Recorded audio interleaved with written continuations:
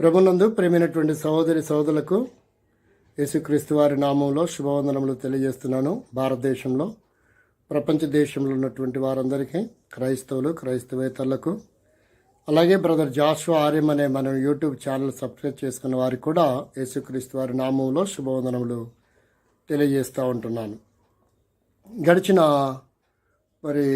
2 నెలల క్రితం నేను సెప్టెంబర్లో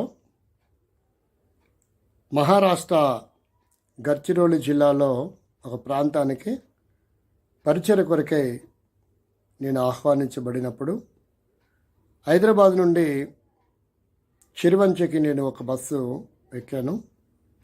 ఆ బస్సులో హన్మకొండ వరకు ఒక సహోదరుడు నాతో పాటు నా పక్క సీట్లో ప్రయాణం చేస్తూ వచ్చాడు. ఒక యవనుడు. అతడు తన జీవితంలో నిరాశ నిస్పృహలో ఉన్నటువంటి పరిస్థితి నేను గమనిస్తూ వచ్చాను. అయితే హైదరాబాదు బస్సు ఎక్కినది బస్టాండ్లో మొదలుకొని హన్మకొండ బస్టాండ్లో దిగే వరకు తను కొన్ని ప్రశ్నలు నన్ను అడుగుతూ వచ్చాడు. దానికి నేను సమాధానంగా కొన్ని మాటలు చెబుతూ వచ్చాను. తను ప్రాముఖ్యంగా మాట్లాడిన మాట ఏంటంటే, మా తండ్రి మా తల్లి, మా 2 అన్నయ్యలు, నా ఫ్రెండ్స్ అందరూ నన్ను దరిద్రుడు అని అంటున్నారండి. అందుకే నాకు బ్రతకాలన్న ఆశ లేదు. నేను ఇల్లు వదిలిపెట్టి నేటికి దాదాపుగా 6 మాసాలు అయిపోయింది. నేను తెచ్చుకున్న డబ్బులు, ఫ్రెండ్స్ నాకు పంపించిన డబ్బు అంతా అయిపోయింది. చాలా తీవ్రమైన 3-4 రోజులు జ్వరానికి నేను గురవుతూ వచ్చాను. కాబట్టి ఎందుకో నాకు చనిపోతానేమన్న భయం వచ్చింది. అందుకని నేను ఇక్కడ చనిపోతే నా పరిస్థితి ఏంటి అని నేను తిరిగి ప్రయాణము మా ఇంటికి హన్మకొండ వెళ్తున్నానండి అన్నటువంటి మాటలు తనకు జ్ఞాపకం చేస్తూ వచ్చాడు. 6 నెలలు ఇంటికి దూరం అవుతూ వచ్చాడు. కర్ణాటకలో దాదాపుగా ఒక 4-5 నెలలు వాళ్ళ ఫ్రెండ్స్ దగ్గర గడిపాడు. ఉద్యోగం కోసం కాదు వెళ్ళింది, జల్సా చేశాడు ఆయన దగ్గర ఉన్న డబ్బులతో. కాబట్టి అందరూ నన్ను దరిద్రుడు దరిద్రుడు దరిద్రుడు అంటున్నారు. దేనికి పనికి రాకుండా పోయానో, నా బతికిలా అయిపోయింది. ఎందుకు నన్ను దరిద్రుడిగా దేవుడు పుట్టించాడు అనేటువంటి ప్రశ్న తనను బాగా వెంటాడుతూ వచ్చింది. ఈ దరిద్రం నాకెందుకు? ఈ దరిద్రంలో నుంచి నేను ఎలా కోలుకోవాలా? మా ఇంటి పక్కనే నాతో పాటు మా క్లాస్మేట్ ఉన్నాడు హన్మకొండలో. అతను ఎన్ని ప్రయత్నాలు చేసినా అన్ని ప్రయత్నాల్లో విజయం పొందుతూ వచ్చాడు. కాబట్టి వాళ్ళ తల్లిదండ్రులు, మా తల్లిదండ్రులు, నేను మందిరానికి వెళ్తాను, మా మందిరంలో మా ఫ్రెండ్స్ కూడా వాడు ధన్యుడు అంటున్నారు, నన్ను మాత్రం దరిద్రుడు అంటున్నారు. ఎందుకు ఈ దౌర్భాగ్యకరమైన జీవితం అని తను పంచుకుంటూ వచ్చాడు. కొన్ని మాటలు తనకు చెప్పాము. అయితే దేవుని స్తోత్రం, ఇప్పుడు హైదరాబాదులో జొమాటో అనే ఒక దాంట్లో జాబ్ చేస్తున్నాడు. దేవుడి ప్రార్థన విన్నాడు. అతనికి హైదరాబాద్ నగరంలో ఒక సహోదరికి ఫోన్ నంబర్ ఇచ్చాను. అతని కలువు, దేవుడు నీకు అవకాశం ఇస్తాడని మాట్లాడాము. అతను హైదరాబాద్కి వెళ్ళి ఒక 2-3 రోజులు ఉన్నాడు. ఇంకెక్కడికి పోను, ఏదైనా ఉద్యోగం చేసుకుంటా, నేను దేవుని నమ్ముకుంటా, దేవుని మీద ఆధారపడతా అని తల్లిదండ్రుల దగ్గర క్షమాపణ కోరాడు. వాళ్ళు కూడా దయ చూపించారు. హైదరాబాద్కి వెళ్తానంటే ఛార్జీలకు ఒక 2,000 రూపాయల డబ్బులు వాళ్ళ నాన్నగారు ఇచ్చారు. హైదరాబాద్కి వెళ్ళంగానే అతనికి జొమాటోలో ఒక చిన్న ఉద్యోగం వచ్చింది. అయితే అక్కడ అతను ఒక బండి కూడా అతను కొనిపెట్టాడు. ఇన్స్టాల్మెంట్గా జీతంలో కట్ అయ్యేటట్లు జొమాటోలో చేరాడు. దాదాపుగా 15,000 నెలకి జీతం కూడా తనకు వస్తుంది. అది కాకుండా ఇంకా చిన్న చిన్నవి ఏవో తను చేసుకుంటున్నాడు. మొత్తానికి ఒక 20,000 రూపాయలు సంపాదిస్తున్నాడని అతను పోయిన నెల క్రితం నాకు ఫోన్ చేసి చెప్పాడు. అయితే ప్రేమైన స్నేహితులారా, మిత్రులారా, ఎందుకు దరిద్రుడిగా నా జీవితం ఉందని ఒకవేళ నీ జీవితం కూడా ప్రశ్న మిగిలిపోయిందేమో. అలాంటి దరిద్రుడిగా పిలువబడుతున్నటువంటి ముద్ర వేయబడిన నీ జీవితానికి సహోదరి సహోదరుడా, ధనవంతుడిగా లేక ధన్యుడిగా ఎలా కావాలి? ఆ దరిద్రత నుంచి ధన్యకరమైన జీవితానికి అనేకుల చేత ధన్యుడు అనే మన్నన పొందాలి అంటే ఏం చేయాలి? నీకు కూడా ఇలాంటి ఆలోచన ఉందా? నువ్వు కూడా ద్వేషింపబడుతున్నావా? తృణీకరింపబడుతున్నావా? అవమానపరచబడుతున్నావా? తల్లిదండ్రి చావుపో, ఇల్లు వదిలిపో, ఎందుకు నీ బ్రతుకని నిన్ను హేళన చేస్తున్నారా? ఫ్రెండ్స్, బంధువులు అందరూ కూడా, సంఘములు కూడా ఒకవేళ నిన్ను తూలనాడుతున్నారా? నీ జీవితం దేనికి పనికిరావు, వేస్ట్ ఫెలోనే ముద్ర వేశారా? నువ్వు అధైర్యపడని అవసరం లేదు సహోదరి సహోదరుడా. దేవుడు నిన్ను ధన్యుడిగా చేయడానికి సిద్ధంగా ఉన్నాడు. నువ్వు అనుభూతికి వస్తావు, కలవరపడకు. అయితే చిన్న మార్పు ఉంది. కొన్ని మాటలు ఆలోచన చేద్దాం రండి. ఆ కోణంలో చూస్తే ఒక వ్యక్తి ధన్యుడు అవ్వాలంటే ఏం చేయాలా అనే విషయాలు కొన్ని పరిశీలన చేద్దాం. కీర్తన 84లో కీర్తన 12వ వచనం. 84వ కీర్తన గమనించండి. 84వ కీర్తన 12వ వచనంలో ఒక మాట రాయబడింది. సైన్యములకు అధిపతికు యెహోవా, నీయందు నమ్మిక ఉంచు వారందరూ ధన్యులు. ప్రేమగల తండ్రి, మాటలు మా వెనుకల్లో దేవునికరంగా చేయండి. ఎవరైతే ఇలాగా దరిద్రత నా జీవితము విలయతాండమారుతుందని కలవరపడుతున్నారో వారి జీవితంలో విలయతాండమారుతున్న దరిద్రత నుంచి ధన్యులుగా చేయబడడానికి సహాయపడమని ఇందుకే స్తుతిస్తూ వందనాలు చెల్లిస్తూ యేసుక్రీస్తు నామంలో ప్రార్థిస్తున్నాం తండ్రి, ఆమేన్. వీడియో వీక్షిస్తున్నటువంటి సహోదరి సహోదరులారా, ఈ శీర్షిక ధన్యులు అనే శీర్షిక. ఇంగ్లీష్లో ఈ మాటని బ్లెస్సింగ్స్ అని రాయబడుతూ వచ్చింది. కాబట్టి ఒక వ్యక్తి ఎట్లా బ్లెస్ చేయబడతాడు, ఒక వ్యక్తి ఎట్లా ధన్యుడు అవుతాడు అనే విషయాన్ని కొన్ని మాటలు మనం ధ్యానం చేస్తాం. వీడియో స్కిప్ చేయకుండా ప్రారంభం నుంచి ముగింపు వరకు చూడండి. వీలైతే అంతవరకు మరి షార్ట్గా చిన్నదిగానే ఈ వీడియో చేయడానికి ప్రయత్నం చేస్తాం. నీ జీవితంలో కూడా ఇలాంటి దరిద్రత విలయతాండమారుతుంటే దేవుడు నిన్ను కూడా ధన్యుడు చేయడానికి సిద్ధంగా ఉన్నాడు. ఈ మాటలు నీకెంతో ఉపయోగకరంగా ఉంటాయి. కాబట్టి ప్రభు నామంలో చేతులు జోడించి చెప్పేది ఏంటంటే, ఈ వీడియోని చివరి వరకు వీక్షించండి. మీకు ఆత్మీయంగా ఉన్నట్లయితే మీరు ఈ వీడియోని మరి లైక్ కొట్టండి, షేర్ చేయండి. ఫేస్బుక్లో, యూట్యూబ్, వాట్సాప్లో మీ ఫ్రెండ్స్కి, కొలీగ్స్కి, స్నేహితులకి షేర్ చేస్తే వారు కూడా ఈ వీడియో వీక్షించి మీ ద్వారా వాళ్ళు మేలు పొందిన వారు అవుతారు. వారికి మేలు కొలిపిన వారు మీరు అవుతారు. తద్వారా దేవుని ఆశీర్వాదాలు మీరు పొందుతారు. ఒకవేళ మీకు అంగీకారం అయితే ఇంకా ఎక్కువ వీడియోలు చూడాలనుకున్నట్లయితే మీరు మన ఛానల్ సబ్స్క్రైబ్ కూడా చేసుకోండి. కామెంట్ కూడా చేయండి, కామెంట్ కూడా స్పందిస్తాం. రండి దేవుని వాక్యంలోనికి మనం వెళ్దాం. ఈ వాక్య భాగం ఏంటంటే, దేవుని యందు ఎవరైతే నమ్మిక ఉంచుతారో వారు ధన్యులు. అంటే దాని భావము నమ్మిక ఉంచని వారందరూ దరిద్రులు అని భౌతికమైన విషయంలో చెప్పడం లేదు ఆ మాట. అలా ఎవరు తీసుకోకండి. ఈ బైబిల్ దేవుని నమ్ముతూనే ధన్యులా, లేకపోతే మిగతా వాళ్ళందరూ దరిద్రులా అని ఎవరు తీసుకోకండి. ఎందుకంటే బైబిల్ చెప్పేది ఎప్పుడు భౌతిక సంబంధమైన విషయాల కొరకు ఈ వాక్యాన్ని చెప్పదు. ఇది ఆత్మ సంబంధమైన మర్మం. కాబట్టి ఇక్కడ మీరు గమనించవలసిన విషయం ఏంటంటే, మేము డాక్టర్లుగా ఉన్నాం, ఇంజనీర్లుగా ఉన్నాం, రాజకీయ నాయకులు ఎంపీలుగా ఉన్నాం, మంత్రులుగా ఉన్నాం. కాబట్టి మేము సర్వసమృద్ధి కోటీశ్వర్లుగా ఉన్నాం. మరి మేమెందుకు యేసు ప్రభువుని నమ్మలేదు కాబట్టి, బైబిల్ దేవుని నమ్మలేదు కాబట్టి మేము దరిద్రులమా అని ఎవరు కూడా వాక్యాన్ని మీకు అనుకూలంగా మార్చుకోమాకండి. వాక్యములో ఉన్న భావాన్ని, సత్యాన్ని సమగ్రవంతంగా, సావధానంగా, సదుద్దేశంతో, త్రికరణ శుద్ధితో మీరు చదివి అంగీకరిస్తే మంచిదని ఒక సహోదరిగా, సేవకుడిగా చేతులు జోడించి ఈ మాటలు విన్నవించుచుండగా చిత్తగించుడి. కాబట్టి ప్రియమైన స్నేహితులారా, మిత్రులారా, ఈ లోకంలో ఒక వ్యక్తి ధన్యుడు అనిపించుకోవడానికి ఎంతో డబ్బు ఉంటే సరిపోదు, చదువు ఉంటే చదిపోదు. ముఖ్యంగా సంస్కారం కూడా తనకు అవసరమే.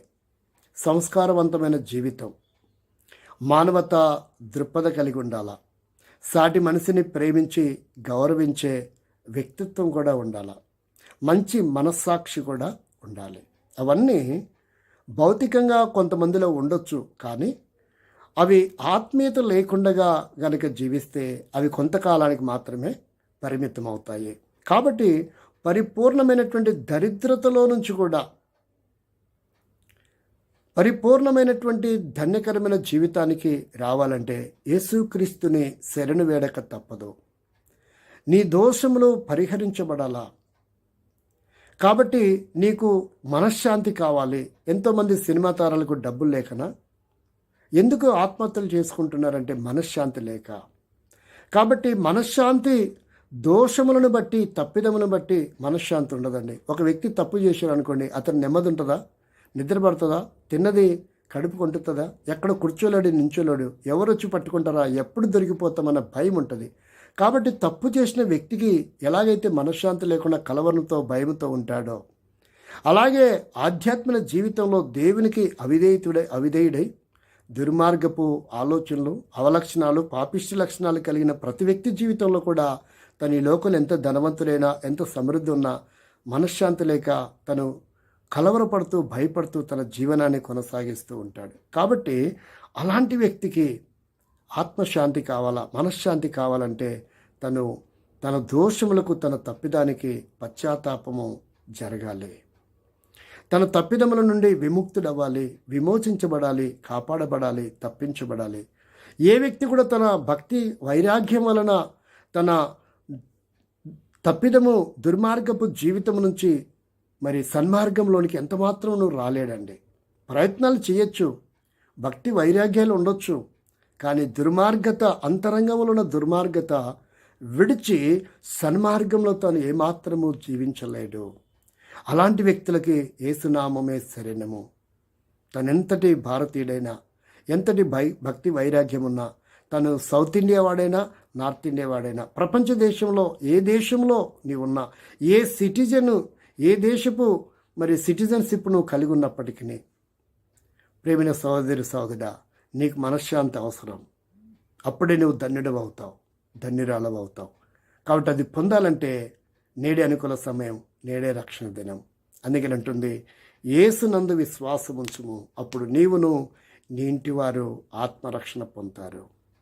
యేసునందు విశ్వాసం ఉంచుము, ప్రభువైన యేసునందు విశ్వాసం ఉంచుము, అప్పుడు నీవు నీ ఇంటి వారు ఆత్మరక్షణ, పాపక్షమాపణ పొందుతారు. కాబట్టి అపోస్తల కార్యం 16వ అధ్యాయం 31వ వచనములో ఈ వాక్యం రాయబడింది. కాబట్టి మార్క్స్ వార్త 16వ అధ్యాయం 16వ వచనంలో చూస్తే, నమ్మి బాప్తీసం పొందినవాడు రక్షింపబడును. కాబట్టి మొట్టమొదట ఏమని నమ్మాలా? యేసుక్రీస్తు దేవుడని, యేసుక్రీస్తు నా విమోచకుడని, యేసుక్రీస్తు నా రక్షకుడని. ఎన్నో మంచి లక్షణాలు నీలో ఉన్నాయి, ఏ తప్పిదాలు లేవు నీ దగ్గర. కానీ ఆత్మీయంగా నీ జీవితంలో కొరతలు ఎన్నో ఉన్నాయి. దేవునికి దూరస్తుడిగా నువ్వు జీవిస్తున్నావు. దేవునికి ఎంతో ఆయాసకరమైన జీవితం నీ జీవితంలో ఉంది. అనేకులకు నువ్వు మంచి చేస్తున్నావు, ఎన్నో శరణాలయం పెట్టావు, ఎన్నో స్వచ్ఛంద సంస్థలు కూడా నడిపిస్తున్నావు, ఎంతో డబ్బు ఉంది, కానీ నీకు మనశ్శాంతి లేదు. ప్రియమైన స్నేహితుడా, మిత్రుడా, సహోదరుడా, ఒక్కసారి ఆలోచించు. కాబట్టి యేసుక్రీస్తుని నేడే నీ సొంత రక్షకుడిగా అంగీకరించాలా, నువ్వు నమ్మాలా. నీ విమోచకుడు ఆయనే. కాబట్టి యేసునందు విశ్వాసం ఉంచాలా. ఈ లోకంలో అపోస్తల కార్యం 4వ అధ్యాయం 12వ వచనంలో, ఆకాశం క్రింద మనుషులలో ఇవ్వబడిన మరి ఏ నామమున రక్షణ పొందలేం. ఈ నామముననే, అనగా యేసు నామముననే మనము రక్షణ పొందగలం. ఆ నామానికి రక్షించే శక్తి ఉంది, విమోచించే శక్తి ఉంది. ఆ నామమే మన కొరకు రుధిరమును చిందించింది. ఆ రుధిరమే మన యావత్ మానవాళి పాప పక్షాలను చేయగలిగా రుధిరం. మరి ఏ రుధిరానికి ఆ శక్తి లేదు. కాబట్టి అందుకే యేసుక్రీస్తుని నీ రక్షకుడిగా, నీ విమోచకుడిగా నువ్వు నమ్మితే మొట్టమొదట నువ్వు ధన్యురాలు అవుతావు. ఇది లేకుండా నీ జీవితంలో ఎన్నున్నా నువ్వు దరిద్రత అనుభవిస్తున్నట్టే నీకు అనిపిస్తుంది. కాబట్టి నువ్వు మొట్టమొదట ధన్యుడు అవ్వాలంటే ఆధ్యాత్మికంగా నీ మనసు పరివర్తన చెందాలి. దాన్నే మనసు మారాలి అంటుంది. అదే బైబిల్ గ్రంథం చెప్పే మాట. ఏం మార్చుకునే అవసరంలా, మనసు మార్చుకోవాలా. మనసు కల్మషం లేనిదిగా ఉండాలా. మనసుకు పవిత్రత అవసరం. మనిషికి కాదు, దేహానికి కాదు పవిత్రత అవసరం, మనసుకు పవిత్రత అవసరం. హృదయంతరంగంలో అంతరంగంలో శుద్ధి కలిగి ఉండాలా. అంతరంగంలో శుద్ధి జరగాలంటే యేసు రక్తమే, ఆ రుధిరము ద్వారానే మనకు విమోచన విడుదల ఉంది. ప్రతి పాపం నుండి మనల్ని కడిగి పవిత్రపరుస్తుందని సత్యవేద గ్రంథం బైబిల్ సెలవిస్తుంది. కాబట్టి మొట్టమొదటిగా యేసును నమ్ముట వలన నువ్వు ధన్యుడవు అవుతావు. ఇది మొదటిది. రెండవదిగా చూస్తే కీర్తన 2వ కీర్తన 12వ వచనాన్ని చదువుకుంటాం. కీర్తన 2వ కీర్తన 12వ వచనంలో ధన్యుడు అని అనగానే అందరూ అనుకుంటారేమో మత్తయి సువార్త 5 అధ్యాయాలు ఉన్నాయి కదండి ధన్యతలు, అవన్నీ కూడా ధన్యకరమైన జీవితాలే కదా అనుకుంటారేమో. అయిండొచ్చు, నేను కాదనడం లేదండి. అయితే ప్రభు నా హృదయంతరంగంలో ఉంచిన తలంపులు వేరుగా ఉన్నాయి. అందుకే ఈ వీడియో చివరి వరకు చూడమని విన్నవించుచుండగా చిత్తగించుడి. రెండవదిగా చూస్తే కీర్తన 2వ కీర్తన 12వ వచనంలో ఆయన కోపము త్వరగా రగులుకొనును, కుమారుని ముద్దు పెట్టుకొనుడి, లేని ఎడల ఆయన కోపించును, అప్పుడు మీరు త్రోవ తప్పి నశించెదరు, ఆయనను ఆశ్రయించిన వారందరూ ధన్యులు. ఇక రాయబడిందండి, యేసుక్రీస్తును ఎవరైతే ఆశ్రయిస్తారో, యేసుక్రీస్తు ఎవరైతే శరణు జొచ్చుతారో, యేసుక్రీస్తును ఎవరైతే అవలంబిస్తారో, ఆయన బోధనా విధానానికి లోబడి స్వీకరించి వెంబడిస్తారో, యేసునందు ఎవరైతే నమ్మిక ఉంచుతారో, ఆయనను ఎవరైతే ఆశ్రయిస్తారో వారందరూ ధన్యులవుతారండి.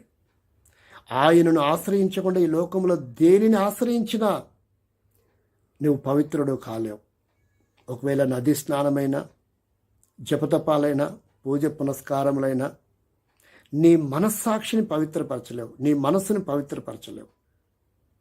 దేహాన్ని పవిత్రపరచగలవేమో, ఆచారాల అలవాట్ల ద్వారా కొంత ఏదైనా మేలు పొందొచ్చేమో, కానీ నీ హృదయంతరంగంలో నిన్ను వెంటాడుతూ, నిన్ను ఇబ్బంది కలిగిస్తూ, నరకానికి ఈడ్చుకొని వెళ్తూ, ఆత్మ సంబంధమైన దరిద్రాలుగా నేను చేసిందో ఆ నీ తప్పిదము, నీ అవలక్షణాలు, పాపిష్టి లక్షణాలు, అదుష్ట లక్షణాలు అవి కడగబడాలి. అది యేసును ఆశ్రయించటం వలన మాత్రమే జరుగుతుంది. ఆయన రుద్రము వలన మాత్రమే జరుగుతుంది. ఇది రెండవది. ఆయనను ఆశ్రయించిన వారందరూ ధన్యులు. 33వ కీర్తనలో 12వ వచనాన్ని చూస్తే, 33వ కీర్తన 12వ వచనం, యెహోవా తనకు దేవుడు కాగల జనులు ధన్యులు. కాబట్టి ఆయనను ఎవరు దేవుడుగా అంగీకరిస్తారో, ఎవరు దేవుడిగా అతనికి మొదటి స్థానం ఘనత ఇస్తారో, ఈ లోకంలో ఎంతోమంది ఉండొచ్చు, దేవతలు, దేవుళ్ళని పేరు పెట్టుకొని వచ్చిన వారు, మహానుభావులు, పూజనీయులు, గురువులు, బాబాలు ఎందరో వచ్చిండొచ్చు, కాదనడం లేదు. నేను వారి సంగతి మాట్లాడడం లేదు. వారి గురించి నేనేమి ఇప్పుడు ప్రస్తావించాల్సిన ఆవశ్యకత నాకు ఎంత మాత్రం లేదు.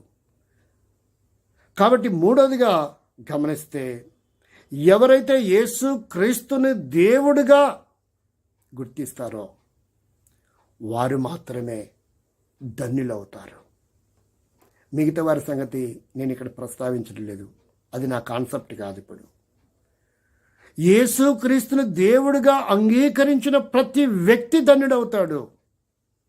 భూలోకంలో ధనవంతులున్నాడు, ఆయన యేసుక్రీస్తుని దేవుడిగా అంగీకరించలేదు. లూకాసు వార్తలు మనం చూస్తాం ఉదాహరణగా.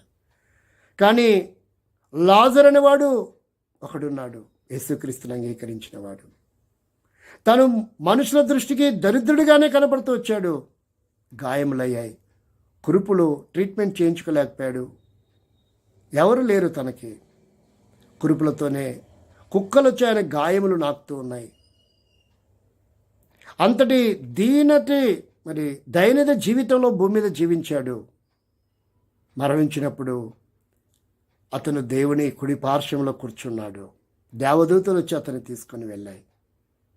ధన్యుడు అంటారా, దరిద్రుడు అంటారా? భూలోకములో కాదు మనము ధన్యకరమైన జీవితం. భూలోకాన్ని విడిచిన తర్వాత కూడా మనం ధన్యకరమైన జీవితంలో జీవించాలన్నదే దేవుని యొక్క ఉద్దేశం. ఆ జీవితం పొందాలంటే యేసుక్రీస్తు దేవుడిగా మనం అంగీకరించక తప్పదండి. కాబట్టి ఎవరైతే ఆయనను దేవుడిగా అంగీకరిస్తారో వారందరూ ధన్యులు అవుతారు. భూలోకంలో ధన్యులుగానే జీవిస్తారు. అవసరతలు అక్కర్లు తీర్చబడతాయి. ఎందుకంటే ఫిలిప్పి 4:19 చెప్తున్నాడు, క్రీస్తు యేసునందున్న మహిమలో వారి ప్రతి అవసరం తీర్చబడుతుంది. కాబట్టి ధన్యకరమైన జీవితం. మూడవది, నాలుగవదిగా చూస్తే 106వ కీర్తనలో 106వ కీర్తన 3వ వచనం. నాలుగవదిగా మనం గమనిస్తే 106వ కీర్తనలో 3వ వచనంలో ఇలా రాయబడింది. 106వ కీర్తన 3వ వచనం, న్యాయమును అనుసరించి వారు ఎల్లవేళలా నీతిని అనుసరించి నడుచుకుని వారందరూ ధన్యులు. చూడండి, ఈరోజు ఎక్కడ చూసినా అన్యాయం విలయతాండం ఆడుతూ ఉంది, విజృంభిస్తూ ఉంది. అది పసిపిల్లల్ని కూడా విడిచిపెట్టట్లేదు. అక్రమం, అన్యాయం, మోసం, దగ, వంచన చేయబడుతున్నారు. ఒక్కోసారి పోలీసు యంత్రాంగంలో కూడా, న్యాయశాస్త్రంలో కూడా, వైద్యశాస్త్రంలో కూడా, విద్యాశాస్త్రంలో కూడా ఎన్నో పరిపరి విధాలుగా అన్యాయము చేయబడుతున్న వారు మనకు కనబడుతున్నారు. అన్యాయం చేస్తున్న వారు ప్రబలుతూనే ఉన్నారు. ఇంకా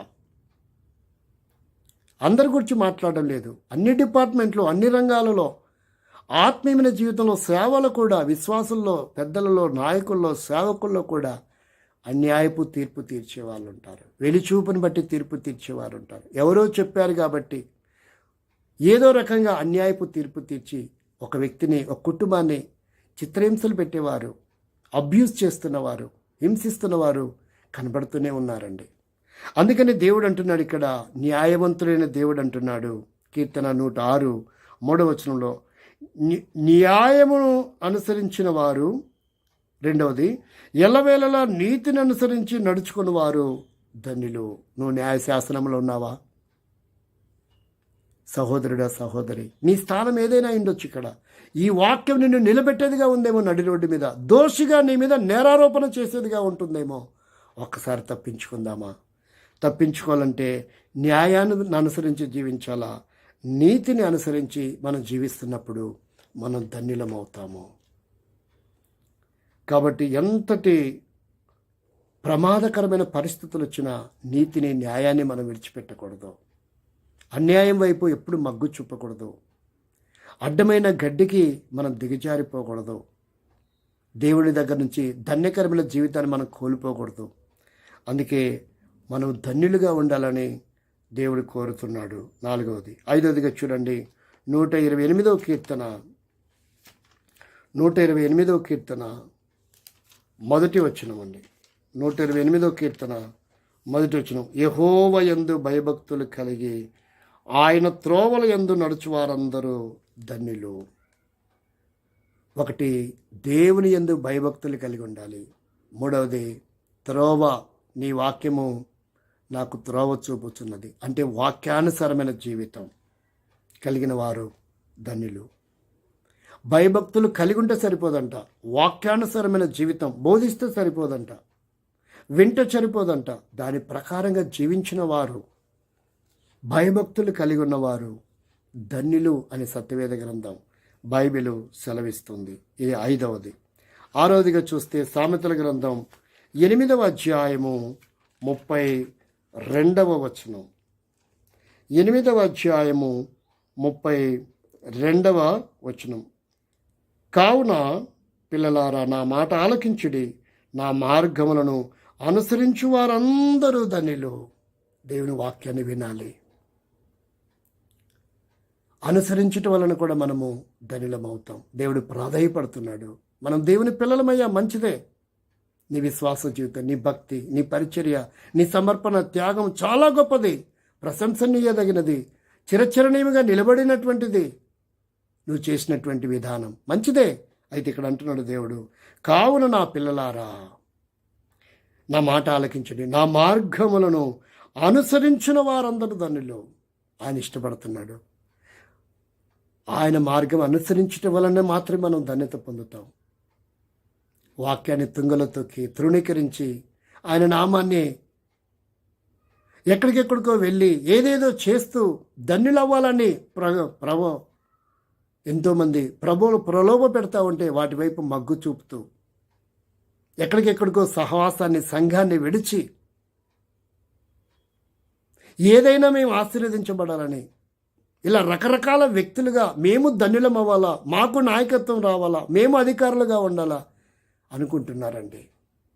ఒక్కసారి ఆలోచించండి ప్రేమైన స్నేహితులారా, మిత్రులారా. నువ్వు ధన్యుడిగా ఉన్నావా? ధన్యురాలుగా ఉండాలని కోరుకుంటున్నావా? అయితే దేవుని మార్గం అనుసరించి నడచడం వలన మాత్రమే ధన్యులం అవుతామని సత్యవేద గ్రంథం, బైబిలు జ్ఞాపకము చేస్తూ ఉంది.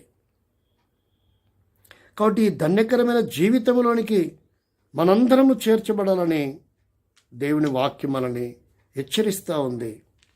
ఎంతకాలం ఇంకా దరిద్రుడిగానే జీవిద్దాం? ఈ ధన్యకరమైన అనుభవానికి మనం ఇంకా రాకుండా ఎందుకు జీవించాలి? కాబట్టి మనం గమనిస్తే, చివరిగా చూస్తే, ఏడవదిగా మనం గమనిస్తే 32వ కీర్తనలో, ఏడవదిగా మనం చూస్తే 32వ కీర్తన మొదటి 2 వచనాల్లో 2 భాగాలు మళ్ళీ ఇక్కడ రాయబడుతున్నాయి. తన అతిక్రమములకు పరిహారము నొందినవాడు ధన్యుడు, తన పాపములకు ప్రాయచిత్తము నొందినవాడు ధన్యుడు. మొదటిది, అతిక్రమములకు పరిహారము నొందాలి, పాప క్షమాపణ ప్రాయచిత్తం పొందినవాడు ధన్యుడు. రెండవ వచనంలో చూస్తే, దేవుని చేత నిర్దోషి అని ఎంచబడినవాడు. రెండవదిగా చూస్తే, ఆత్మలో కపటం లేనివాడు ధన్యుడు. ఈ లక్షణాలు మనలో ఉండాలని దేవుడు కోరుకుంటున్నాడు. ఎవరిలోనో ఉన్నవా లేదని మనం చూడాల్సిన అవసరంలా, నాలో ఉన్నాయా లేదా అని మనం పరీక్షించుకోవాలా. కానీ మనుషులకు అలవాటు ఏంటంటే, ఎదుటి వాళ్ళలో ఏమేమి ఉన్నాయో అవి చూస్తారు తప్ప తనలో ఏమున్నాయో దాని నుంచి తను బాగుపడాలన్న ఆలోచన లేనటువంటి దౌర్భాగ్యకరమైన జీవితాలు మనం కనబడుతూ ఉన్నాయి. కాబట్టి నువ్వు అలాంటి దౌర్భాగ్యకరమైన జీవితానికి, దరిద్రలోనికి దిగజారిపోకూడదని దేవుడు కోరుకుంటున్నాడు. నువ్వు ధన్యకరమైన జీవితంలో ఉండాలా. నీ కుటుంబం, నీ సంఘము, నీ వంశం అనే దేవుడు ఇష్టపడుతున్నాడు. అయితే తీర్మానం చేసుకో, ఇదే అనుకూల సమయం, ఇదే రక్షణ దినం. అతిక్రమములకు పరిహారం జరగాల, పాప క్షమాపణ ప్రాయచిత్తము జరగాల. అది యేసుక్రీస్తులోనే ఉంది, యేసు రక్తంలోనే ఉంది. అప్పుడే నువ్వు దేవుని చేత నిర్దోషి అని ఎంచబడతావు. అప్పుడు నువ్వు ఆత్మలో కపటం లేని వాడవు అని దేవుడు నిన్ను గురించి సాక్ష్యం ఇస్తాడు. అప్పుడు నువ్వు ధన్యుడవవుతావు. ఈ లోకంలో నీకు కావాల్సిన సమస్తాన్ని దేవుడు సమకూరుస్తాడు. దరిద్రతలో నుండి నువ్వు అధిరోహించి దాన్ని జయించి ధన్యకరమైన జీవితం. 1000 మంది నిన్ను ఏమని పిలుస్తారో తెలుసా? ఒకరోజు చూడండి, 1000 మంది నిన్ను ఏమని పిలుస్తారో. ఒక తరం వారు కాదంట, అన్ని తరముల వారు నేను ఏమని పిలుస్తారంటే, లూకాసు వార్త 1వ అధ్యాయము 49వ వచనంలో రాయబడింది, సర్వశక్తివంతుడగు నాకు గొప్ప కార్యం చేసిన కనుక ఇది మొదలుకొని అన్ని తరముల వారు నన్ను ధన్యురాలని అందరూ, ఆయన నామము పరిశుద్ధము. అన్ని తరముల వారు, ఈ తరం వారు మాత్రమే కాదు, అన్ని తరముల వారు నిన్ను ధన్యుడు, ధన్యురాలని పిలుస్తారు. సర్వశక్తివంతుడు ఏం చేశారంట? నాకు గొప్ప కార్యం చేసాను గనక ఇది మొదలుకొని అన్ని తరముల వారు ధన్యుడు, ధన్యురాలని పిలుస్తారు. అంతేకాదండి, శరీరాన్ని విడిచిపెట్టినా కూడా నువ్వు ధన్యుడివే. ఎందుకంటే బైబిల్ చెప్తుంది ప్రకటన గ్రంథంలో, ఆయన యందు మృతి నొందిన మృతులు కూడా ధన్యులే. అంటే ఆ రోజు కూడా నీవు ధన్యుడవే, ధన్యురాలవే. నిత్య రాజ్యంలో యుగయుగములు పరలోకంలో ఉండబోతున్నావు. అంటే దరిద్రత ఏది విలయతాండమడినా అది నీ దరిదాపుల్లో కూడా రాకుండా నిన్ను విడిచిపెట్టేదిగా ఉంది. అలా గొప్ప కార్యం దేవుడు నీ జీవితంలో చేయబోతున్నాడు. ఎక్కడ కూడా నువ్వు కలవరపడద్దు, దేనికి ఆధారపడద్దు, నిర్విచారం దిగజారిపోద్దు. దేవుడు నిన్ను ధన్యుడిగా ధన్యురాలుగా చేయాలని ఇష్టపడుతున్నాడు. ఈ 7 అంతల అనుభవానికి నువ్వు రావాలని దేవుడు కోరుకుంటున్నాడు. ఇంకెంతకాలం యేసుక్రీస్తు దగ్గర రాకుండా, నీ మనసులో దేవుని చోటు ఇవ్వకుండా, భయభక్తులు కలిగి జీవించకుండా, బాప్తిసం లేకుండా, భక్తి జీవితం లేకుండా, నిర్దోషత్వం లేకుండా ఈ దరిద్రతలోనికి దిగజారిపోతావా సహోదరి సహోదరా? ఈ అనుభవాలలోనికి వస్తే నువ్వు ధన్యుడవు, ధన్యురాలవు. ఈ లోకంలో నువ్వు ధన్యుడు ధన్యురాలుగా పిలువబడతావు. తరతరాలు నువ్వు ధన్యుడు ధన్యురాలుగా, నువ్వు ఉన్నా లేకపోయినా ధన్యుడు ధన్యురాలుగా పిలువబడతావు. నిత్యరాజ్యంలో కూడా దేవుని చేత నువ్వు ధన్యుడవు అని పిలువబడతావు. అట్టి అనుభవం నీకు కావాలని కోరుకుంటున్నావా? భూమి మీద ప్రతి అవసరత అక్కర దేవుడు తీరుస్తాడు. ఈ అనుభవానికి నువ్వు వస్తే దేవుడు అట్లా ఆ రీతిగా నీ దరిద్రత నుంచి నేను విడిపించి ధన్యకరమైన జీవితం మీ అందరికీ ప్రసాదించునుగాక. ఆమేన్. ప్రార్థన చేసుకుందాం. ప్రేమగల తండ్రి, ఈ మాటలు విన్న వారిలో కార్యం చేయండి. దరిద్రత నుంచి విడిపించి ధన్యకరమైన జీవితం ప్రసాదించి నీ సాక్షులుగా, నీ పాత్రగా, నీ పనిముట్టికి లోకంలో వాడబడి ప్రతి అవసరత అక్కర పొంది ఈ లోకంలో తీర్చబడి సమృద్ధితో వారు జీవించి నిత్యరాజ్యానికి వారసులు అవడానికి సహాయపడమని ఎన్నికై స్తుతిస్తోదనాలు చెల్లిస్తూ యేసుక్రీస్తు నామంలో ప్రార్థించి వేడుకొనుచున్నాం తండ్రి. ఆమేన్. ప్రైజ్ లార్డ్ అండి.